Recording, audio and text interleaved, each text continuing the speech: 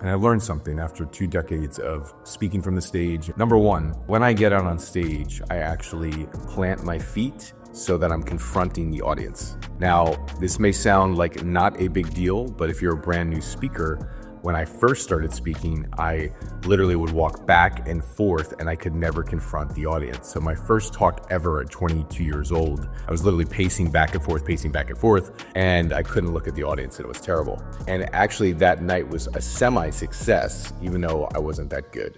So if you plant your feet, you're confronting the audience and then you're ready to talk to them. The second thing I do is I actually communicate out. So there's a habit sometimes with speakers where when they start talking, they literally are talking to themselves in their head and their communication doesn't go anywhere. So I make sure when I get on that stage, I'm projecting out, particularly if I'm in a seminar room and there's hundreds of people.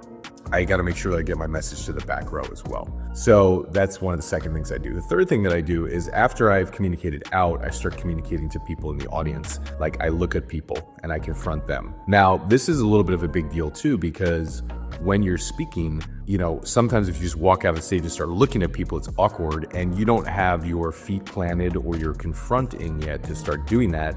So you might forget your lines or you might just not be as powerful. So after I've communicated out, I then start looking at people in the actual room and I get in communication with them.